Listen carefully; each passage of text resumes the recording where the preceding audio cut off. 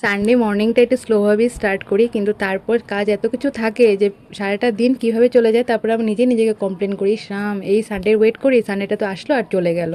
আমি আমার কাজে লেগে পড়ি। আমার বরের কাজ হলো এই যে পাখির ঘর সাফা করা, তারপর গাছগাছলা একটু ঠিক করা, তারপর উঠোনটা ঝাড়ু দেওয়া, পরিষ্কার করা। এদিকে দেখো মানি প্ল্যান্ট গাছ, মানি কম আছে কিন্তু মানি প্ল্যান্ট গাছের কমই নেই। আগে বলতো না মানুষ যে মানি প্ল্যান্ট নাকি চুরি করে আনতে হয় ডাল, তোমরা শুনেছো নাকি? তো আমার তো কাপড় দেওয়া হয়ে গেছে, এদিকে বড় বাজার নিয়ে চলে এসেছে। কাতলা মাছ বাড়িতে এসেছিলো, সেটা মা রেখেছে। তারপর ওর কাম হলো যে আমি যে কাপড়গুলো ধুয়েছি এগুলো ভালো করে মেলে দেওয়া। আর তারপরে আমি ভাবলাম যে বরের আজ একটু কাজ আছে, আমি কেন্ডিকে স্নান করিয়ে দিই। নর্মালি ওই বেশিরভাগ স্নান করায় কেন্ডুকে। তো কেন্ডু স্নান করার পর দেখো ওর পাগলামি, ওর শরীরে জল আছে না, পাগল হয়ে গেছে। তো তারপর আমি নিজেও স্নান করে চলে আসলাম। আর সানডে মানেই আরেকটা আছে যে আরামসে একটু স্নান করা। নর্মাল ডেতে তো জলদি জলদি করে স্নান করে পুজো দিয়ে চলে আসি। দেখো সিচুয়েশন কত বেড়াই করে, এই যে উঠানে দাঁড়িয়ে আছি।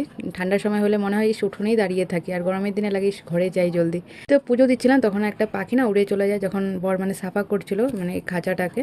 আমি ওকে বলি যে কেন উড়িয়ে দো না সবাইকে, কেন মানে আটকে রাখো। তো না, ও বলে এই পাখিগুলো না মানে ভিতরে থাকার জন্যই, ওরা বাইরে ওরা সার্ভাইভ করতে পারে না, অন্য যে কাক টাক আছে না ওরা খেয়ে নেয় আর কি। তো ওইটাই একটা উড়ে গেছে, পরিষ্কার করার সময় খারাপ লাগছিল।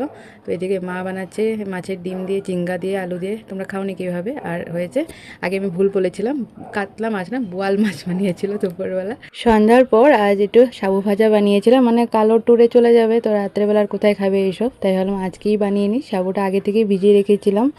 আর বাদাম দিব একটু ক্রাশ করে, আর এই তো কিচমিচ দিয়ে দিয়েছি। আর বাকি তো দেখতেই পাচ্ছ সবজি যা দিয়েছি, ভালো করে একটু ফ্রাই করে তারপর ভিজিয়ে রাখা সাবু জলটা ঝরিয়ে রেখে তারপর অ্যাড করে দিয়েছি। সাবু ভাজা না যতই মানে জল ঝরিয়ে যাই করে একটু তো গিলা গিলা হয়েই যায় না মানে। তো যাই হোক, বরের পছন্দতেই বানিয়েছি, ওর সাবুর আইটেম খুব পছন্দ, তার মধ্যে থেকে সাবু ভাজা আর খিচুড়িটা বেশি পছন্দ।